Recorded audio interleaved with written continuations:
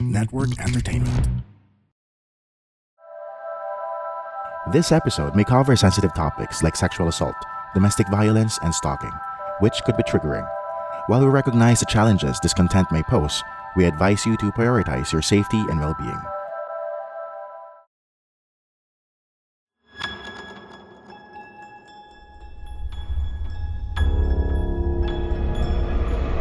Shocking, sad, revealing, and deeply researched. PH Murder Stories podcast covers the true account of infamous killings and true crime stories from the Philippines. There's no such thing as questions, just hidden answers. Stay tuned as we revisit the inconceivable crimes that exist. Some listeners may find the following content of PH Murder Stories highly disturbing due to its graphic nature. PH Murder Stories does not condone nor promote violence of all sorts. Viewer discretion is advised.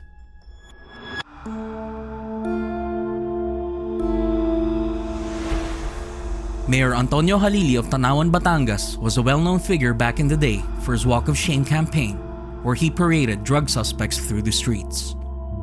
A method that garnered both support and criticism nationwide, which critics would argue that it violated human rights and due process. Some have compared him to former President Rodrigo Duterte's hardline stance against crime. But the irony here is that a former Duterte ally was recently revealed during the investigations in the House of Representatives Quad Committee, claiming that Duterte was behind the assassination of Mayor Halili, although the investigation is still ongoing as of now.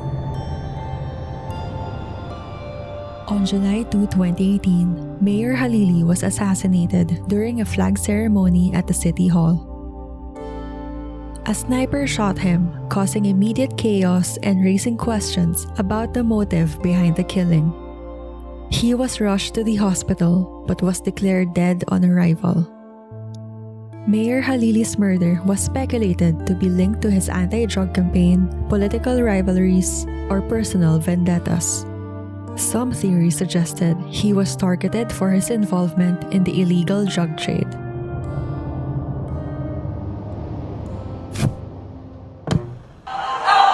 Umalingaw-ngaw ang malakas na putok ng baril habang ginaganap ang flag raising ceremony sa City Hall ng Tanuan, Batangas, alas 8 kaninang umaga.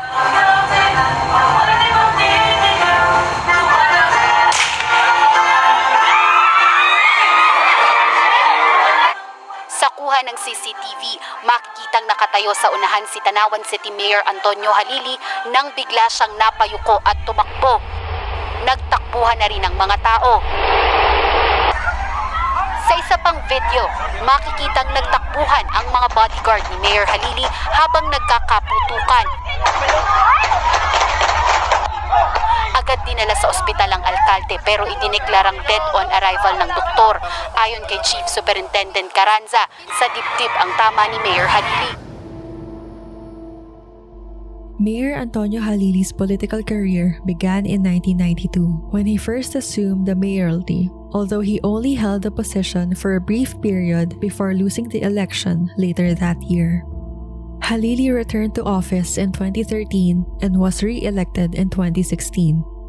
He gained significant attention for his controversial approach to crime and drug-related issues in Tanuan. He implemented a campaign known as the Walk of Shame, where suspected drug offenders were publicly paraded wearing signs that declared their alleged crimes. This method drew widespread criticism from human rights organizations, but was part of his support for President Rodrigo Duterte's aggressive anti-drug initiatives. Despite his tough stance on drugs, allegations surfaced suggesting Halili himself had ties to the drug trade, claims he vehemently denied. In October 2017, he was stripped of his supervisory powers over local police due to concerns about rising drug-related activities in his city. Tragically, Mayor Halili's life was cut short when he was assassinated on July 2, 2018, during a flag-raising ceremony at Tanuan City Hall. He was shot by an unidentified sniper, succumbing to his injuries shortly afterward. His assassination sparked investigations into possible motives, including his controversial drug policies and alleged connections to illegal activities. Mayor Halili's death underscored the violent climate surrounding local governance in the Philippines during Duterte's administration, where several mayors linked to drugs had been killed. The investigation into Mayor Halili's assassination involved multiple agencies, including the Philippine National Police. Authorities faced significant challenges due to the boldness of the assassination and the lack of immediate leads. The investigation explored various angles, from political motivations to connections with organized crime, but was not able to uncover Mayor Halili's participation in illegal acts and wrongdoings. Furthermore, the case was complicated by the political climate and the prevalence of extrajudicial killings in the country during the Duterte administration, which meant that the case went nowhere.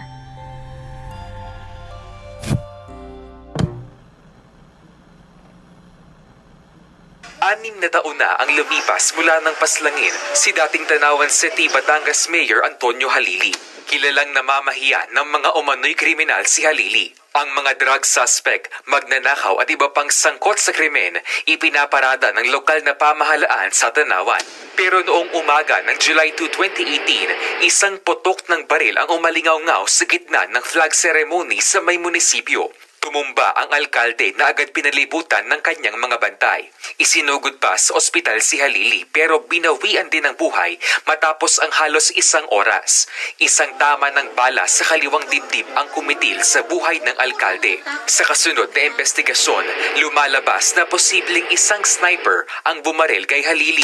Natagpuan pa ang isa umanong sniper's nest ilang metro ang layo mula sa pinagdausan ng flag ceremony. At sa Quad Committee kahapon, tila kinumpirma ni dating PCSO General Manager Rodrigo Garma na sniper nga ang pumatay kay Halili. May mga mayors sa kalabarso niyan, Tony Halili? He was shot during the flag raising ceremony. Yes, it was reported. Sniper. The case had a major break on October 2024 during the House Quad Committee that was created to investigate the Duterte political clan's role in extrajudicial killings, corruption, and involvement with Philippine offshore gaming operators. A star witness came named Rodrigo Garma, who was also known to be a loyal police officer to Duterte, served under the Criminal Investigation and Detection Group, and was also appointed as the general manager of the Philippine Charity Sweepstakes Office. She discussed during one of the hearings at Quadcom that Mayor Halili was assassinated by a team that included police officers. Garma claimed that a certain police officer named Kenneth Paul Alborta was boasting about assassinating Mayor Halili.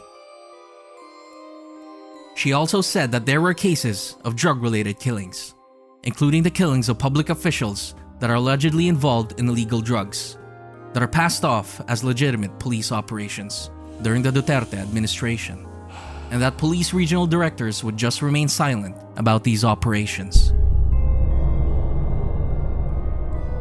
In response to Garma's claims, Police Captain Alborta denied her allegations, but the Quadcom apparently did not believe his statements and decided to cite him in contempt, while Garma doubled down on her claims about Alborta's involvement. Meanwhile, then Philippine Drug Enforcement Agency Director Aaron Aquino alleged that Mayor Halili was connected with a narcotics ring in Batangas and another mayor in Central Luzon who allegedly had drug operations in Bataan, Bulacan, Nueva Ecija, and Pampanga. Aquino also claimed that Mayor Halili was tagged in Duterte's list of officials with alleged drug ties and the PDEA's National Drug Identification System.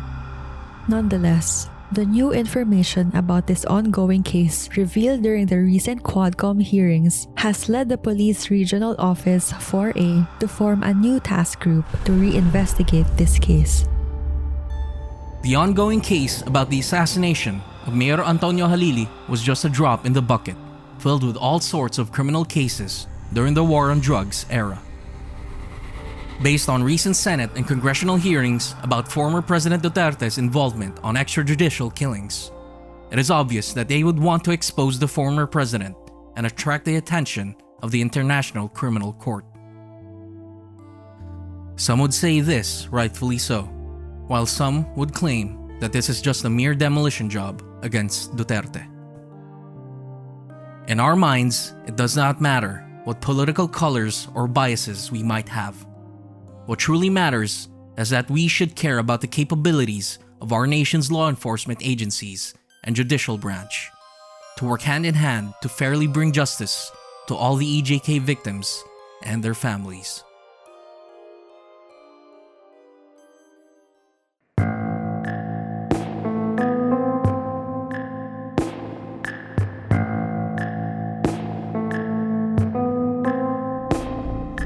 Thank you for listening to PH Murder Stories. If you like this episode, give us a 5-star rating on Spotify and Apple Podcasts. You can also support our show on Patreon. Any amount you donate would benefit our team to keep doing what we love, which is to provide more true crime episodes for our listeners. Link in the description. For further updates from our show, follow us on Facebook, Instagram, Twitter, and TikTok at PH Murder Stories. And subscribe to our YouTube channel at PH Murder Stories.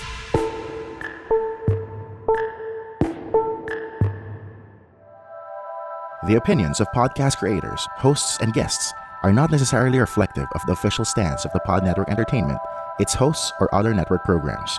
The content created by the people behind the podcast is personal and not meant to harm any religion, ethnicity, group, organization, company, or individual.